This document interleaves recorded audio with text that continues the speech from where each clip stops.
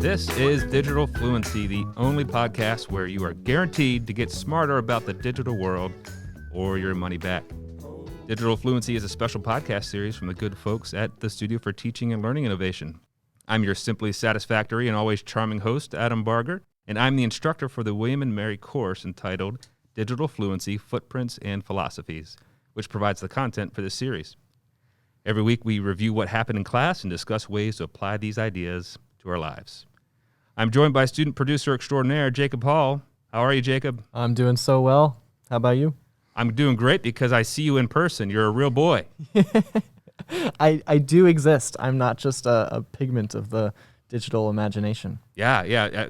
As much as I love the digital world, seeing you in person as opposed to a small box on my Zoom screen is wonderful. So thanks for being here. Absolutely. You know, I got to tell you, I got some feedback from our executive producer, Roy Peterson.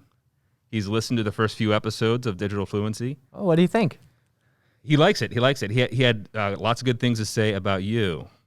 Well. He did have some good constructive criticism for me. He said, Adam, you are wise and charming and dashing, but you're a little too self-deprecating. You need to kind of cool it on the self-deprecation humor. Oh, yeah? Yeah, so because I suck. Adam, you don't suck. Oh, I did it again. I told him self-deprecation is kind of like a love language to me.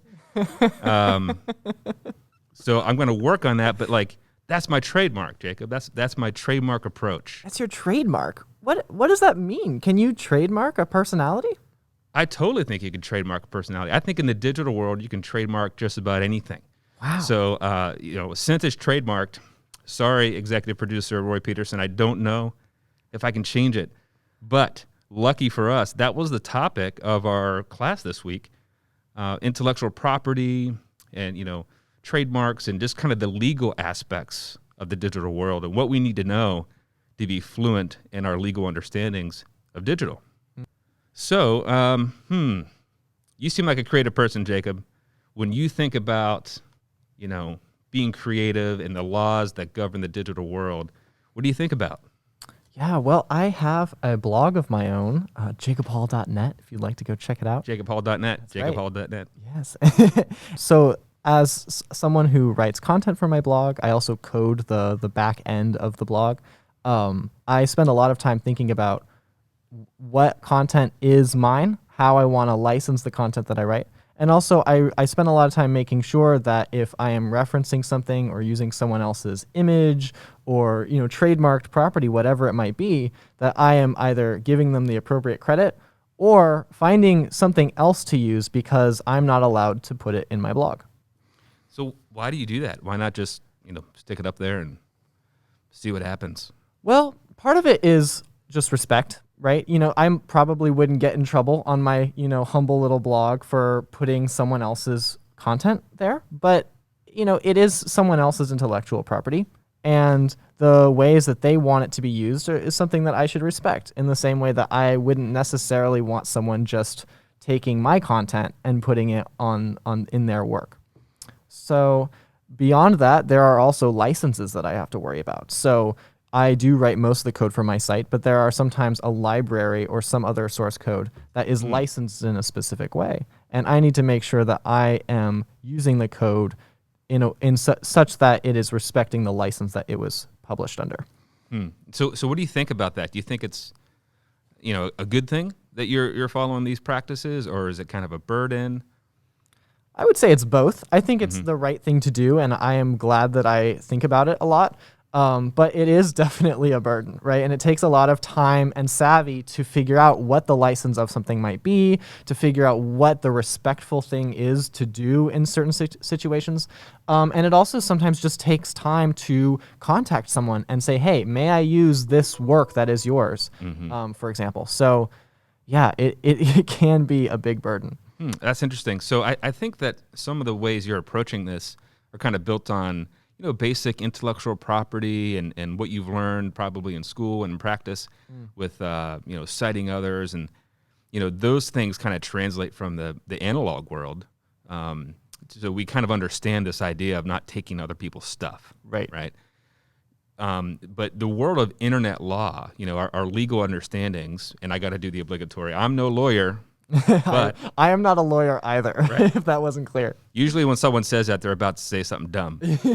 I'm no lawyer, but we only say smart things on this podcast. Right. So I'm no lawyer, but internet law, as I understand it, is really, it's gone beyond applying analog laws to the digital world. It's actually emerged into a whole new space over the last 25 years or so. Right. So, for example, internet laws are complex because there's no boundaries. They don't respect political borders, right? So you can have a law in the United States. It might not apply in Canada or Mexico or China or anywhere else. And so internet laws are complex because it doesn't matter where you are when you're interacting in cyberspace in terms of what you can do, for the most part. I mean, there are some restrictive pieces of certain countries, but and the other interesting thing is, in our country, in the United States, we have lots of talk about privacy. How does that encounter things like free speech? Right. What do companies have to do versus consumers? Now that we all have the internet in our pockets, how does phone information relate to this? So if you get caught stealing a burrito, and they want to look at your phone to see if you have other stolen stuff, is that okay? Can law enforcement look at your phone even if the crime you're accused of is just stealing a burrito? Those are questions that we're dealing with. So internet law is kind of evolving on the national and international scale. And you said something interesting about your creative aspects. So are you familiar with the Digital Millennial Copyright Act? Oh, a little too familiar, I'd say. Yeah, it's from the perspective of a content creator, it is a system by which whoever owns intellectual property, but it's often large companies that own media that has been published under their name, protects that content when it is published online. So, for example, a music video on YouTube. If I were to try to post someone's music video, but it was not my property, then someone could file a complaint with YouTube and get it taken down under the Digital Millennium Copyright Act. That's right. Yeah. So this is actually obviously it's a law, but this is also a mechanism for creators like you to kind of protect what you create and force people to take things down, and force companies. So this is a new mechanism. Another new piece might be like defamation, libel and slander, saying or printing false things. Well, that looks different online because, are you allowed to say, like on Twitter, like Adam Barger is not a handsome person? That's like a false statement, right? Yeah, I don't think I would be allowed to do that. So, but like, is that just your opinion since it's Twitter, or is Twitter like a publisher? And I know that like Gen D doesn't use Twitter. That's a bad example, but so the idea of saying opinions that might be perceived as facts that are false, that looks different than in the newspaper days. Definitely. Yeah. And I think it can look so different on every single internet platform that it's even hard to define at a small scale. Right. Yeah, exactly. And I think it's been even more interesting because where I might be a Twitter and Facebooker, you're probably an Instagram and TikToker. So like, can you even apply kind of the standards of these platforms against each other? I don't think so, because they're so different. Right. And they all have different terms of service. They all have different types of media that they are publishing, and they have different user bases that probably have different ideas as to what the standards or the, what should be done in the first place. So it can really depend on what you are posting and where and who's looking at it. Yeah, and don't even get me started on terms of service. We forgot to kind of put that in our show notes, but that's something we could circle back to, because that's a whole nother area of legalese. Is it appropriate for a phone, for example, phone company, Apple or whatever, to have a terms of service that's 40, 50, 60 pages long, knowing full well that users won't read it? Right. Is that right? Is that okay? Yeah, I don't even know. I think that, like, to some extent, it's a necessary evil, right? Like these companies do need to like sort of protect themselves in order to exist, and so they have to have these like very specific rules that their users like must abide by.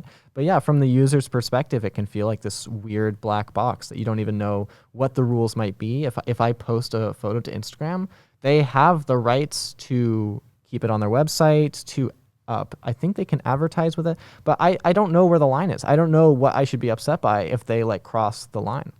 Right, because they're moving a line from time to time. So maybe we'll put in the show notes. There's a great TED Talk from, I think he's a Dutch researcher, and he did an experiment where they had educated people read through the terms and conditions of a typical phone, and they filmed it and they timed it, and they had different people come in and read because it was very tiring and you couldn't read that long.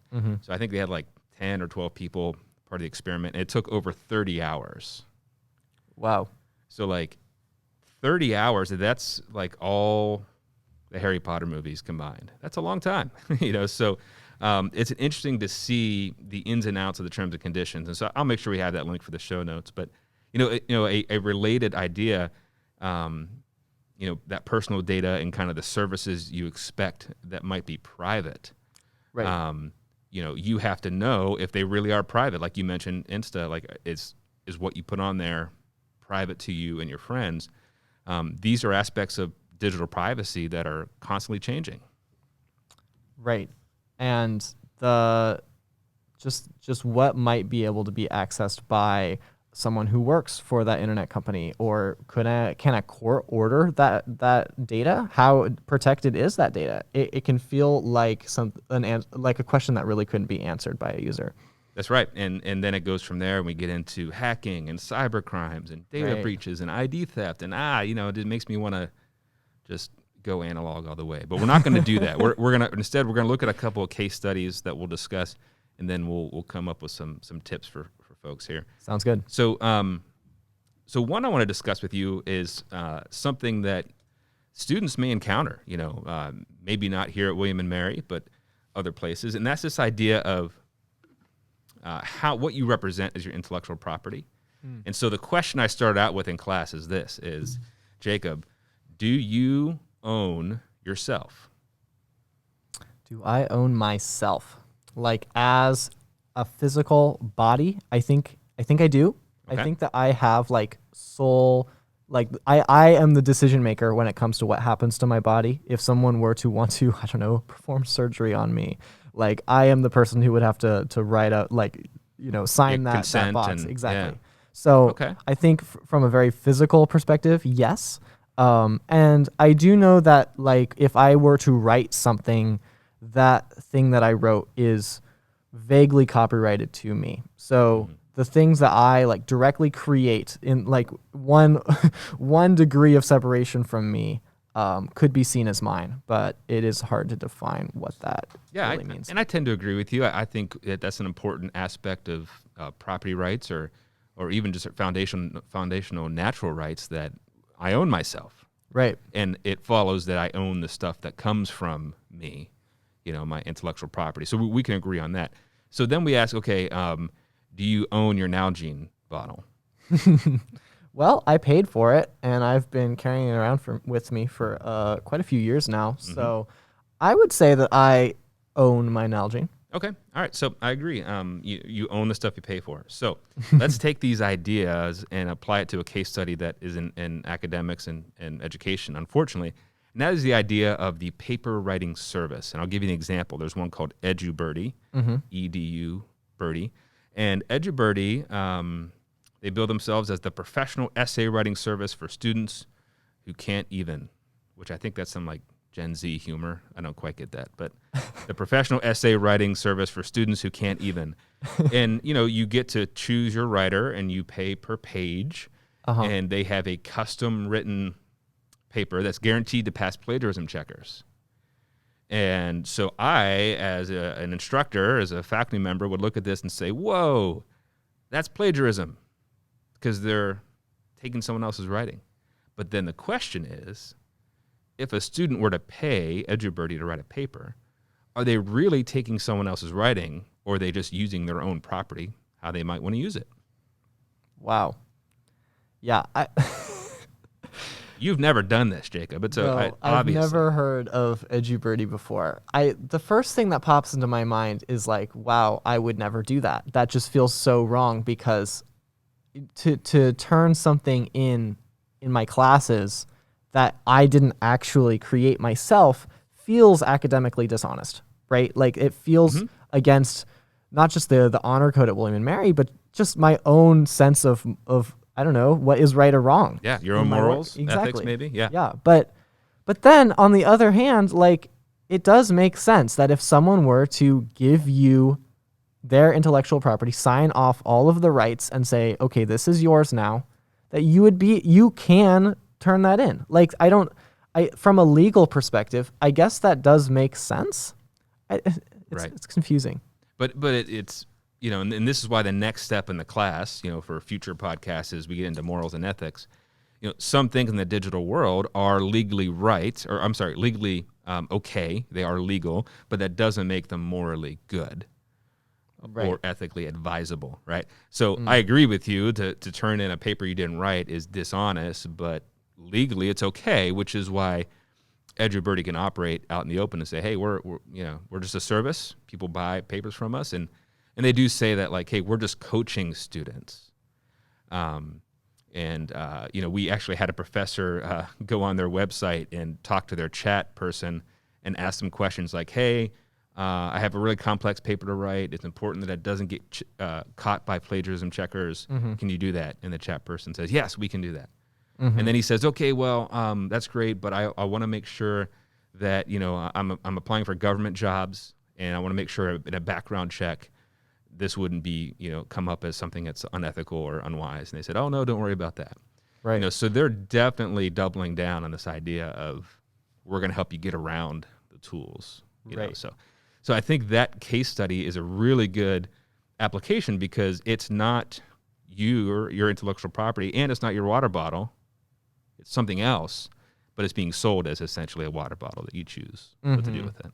I think what makes it so just crazy to me is how, maybe the word is brazen, it feels, right? Like, I don't know, if I had just money to burn and I could get a private tutor for all of my classes and sit down with them and, I don't know, have them write my papers. Like, I guess that's already something that I could do.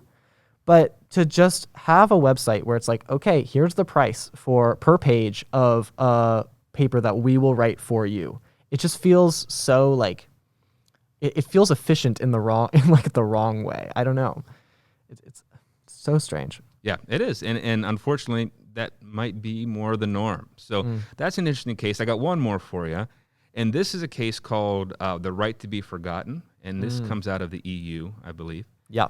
I think I've heard of this one. Yeah, this is an interesting one. And I don't have all the details in front of me, so this is kind of a summary from memory. But essentially, it was a person in the EU, I think Spain, who realized that when his name was Googled, the search results that were indexed were things he didn't want others to know. Right. And I can't remember if it was like a previous job or, I don't know, like a police report. I don't remember. But the idea is the top hits in Google about him, he didn't like. So the case was, does he have the right to ask Google to de-index those things so he can digitally be forgotten? Right. So does that sound about right in terms of what you've heard about it? Yeah, I think so. Like the idea that, you can have records expunged, but like in a digital sense, records that other companies might be holding, like Google in their search results, they hold that like sort of cache, I guess you'd call it, of like all the results they might give you. Like, can I say, no, I want to be forgotten. Like, please take me out of your results. Right. And then you get into like layers of that. So like adults versus minors. Right. Like if I found something about one of my kids being indexed with Google, like I want that taken down right away. And then what about things like if the picture, say it's a picture, but it was taken with permission at one point, but later you want to revoke that permission. Yeah. Is there a mechanism for that? And so you can imagine Google, whether you like the Google or don't like the Google's in a tight spot here, because I think they give the impression they want to respect people's privacy to a certain extent. They want to respect people's natural rights. Right. But if they were constantly responding to de-indexing requests, that would be all they do. Right. All the time. So they fought this. They lost, as far as I can tell, in the EU. Mm-hmm. So they do have to have a mechanism to let people be digitally forgotten. In the U.S., at this point, they're still winning. That's not been something as a country that we've taken up. Yeah. That's just so interesting to me because I don't even know how you could like begin erasing your record from the internet, right? Like once you are indexed by Google and all these other search engines, people might have linked to content or like, I don't know, there's so news articles about you. There would be so many different entities that you would have to contact about like forgetting you that, yeah, it just sounds like crazy to me. Yeah, it really is. And I don't know the answer. Either in some ways, one of my students said, well, you kind of inherently give consent when you post something. Like you have to know that's going to happen. But what if you don't post something? And I can't remember if I shared in this podcast before or not, but I have a pretty good theory that Facebook made me lose my school board election. So like I ran for school board, and anytime somebody searched me, they got this other Adam Barger who had like 12 different Facebook profiles with all these weird pictures. And I'm not on Facebook. I tried to get back on it and I couldn't. And I think it's because of all these fake profiles. Yeah. And so they would put in Adam Barger School Board and get this, strange picture from Facebook. So I'm not even consenting to anything. I'm not even on Facebook, but they're affecting my life, So Yeah. there's aspects of being forgotten that might apply to those who aren't even kind of in the field, Yeah.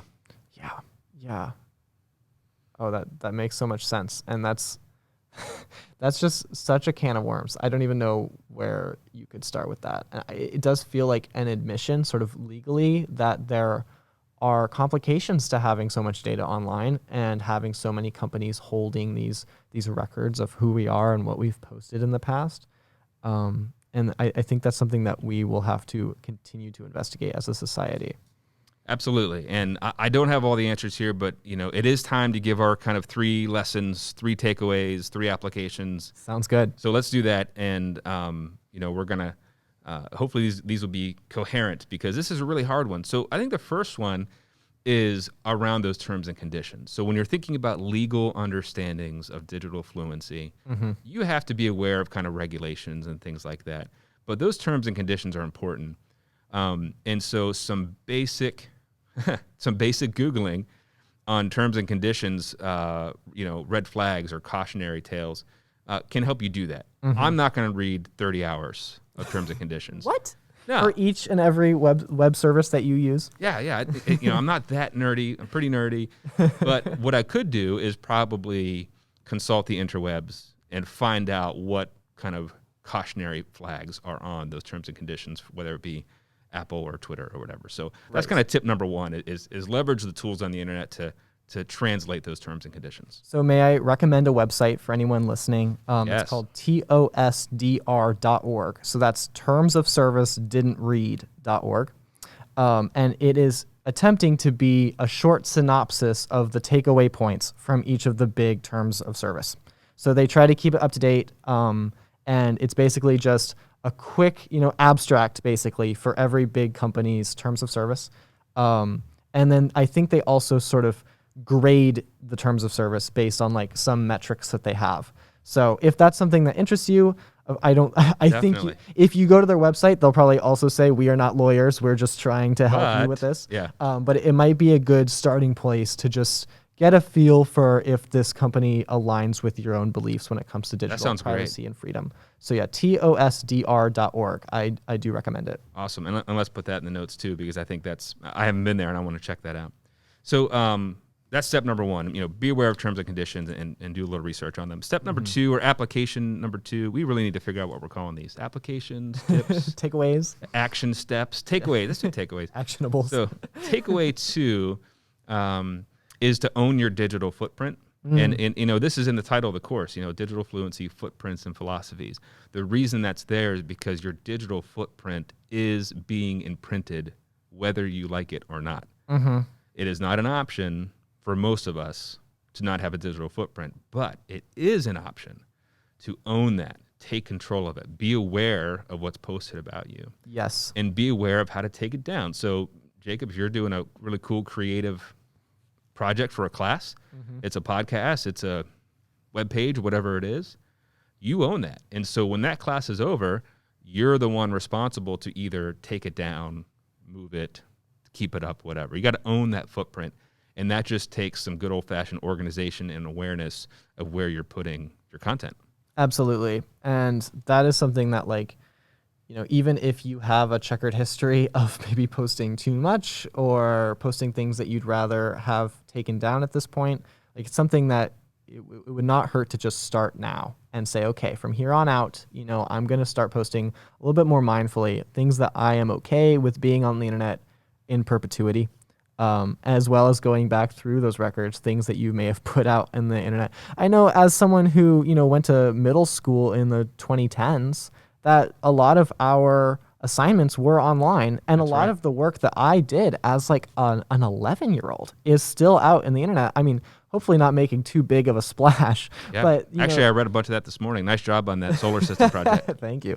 Yeah, but it's something that people my age really need to think about now, right? I'm 21, and at this point, I already have a full decade worth of record on the internet of That's amazing. who I am, what I have researched, studied, done, I don't know, anything.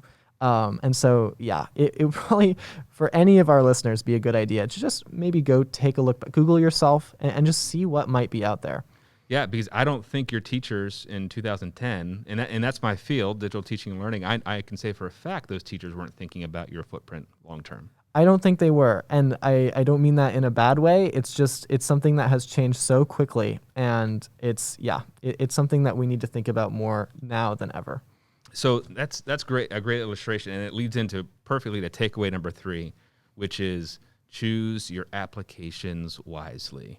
Choose your applications wisely. Yeah. And it kind of relates to point 1, know the terms and conditions, but you can do some basic reading and figure out what companies really prize digital privacy and what companies don't. Right. And so Apple has a pretty good reputation for prizing digital privacy, and you can control a lot of the things on your phone. Yes. Apple is very good, but they are also taking a stance. And so if that's something that interests you, getting an idea of what advocacy work they are doing might help you understand sort of from a political perspective what you're going for. Yeah, exactly. And then there's like Facebook, who might be on the other side, well known for intentionally not respecting privacy. You could look at Cambridge Analytica, you could look at the data breaches, you can look at all the things they've done, from Facebook Pixel, which is that coding piece that reports back to Facebook what you're looking at. And right. They're well known for having, from my perspective, I'm no lawyer, but from my perspective, just no limits on what they would do to invade your privacy. Right.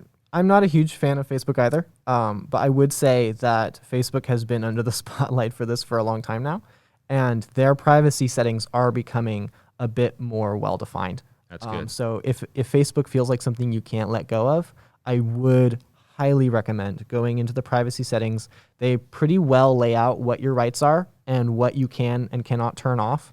So that would be a good place to start, even if you're not ready to let go of Facebook entirely. Yeah, choose wisely, and then if you are on there, you can do that. And I've also heard of folks your age and others really just saying, you know what, this is a kind of a private profile and this is a public profile, and you might be interested in having kind of a pseudonym or a pen name that has a profile. So there's other creative ways to get around that one. But that third takeaway is really important, is choose wisely. Absolutely. Know who you're getting in business with. Definitely. Well, I tell you what, Jacob, I feel smarter already. Do you? So much smarter than I was. The answer is yes. Yes. Well, thanks again for your time, and I look forward to seeing you next time on Digital Fluency. Absolutely. Take care, Adam. Take care.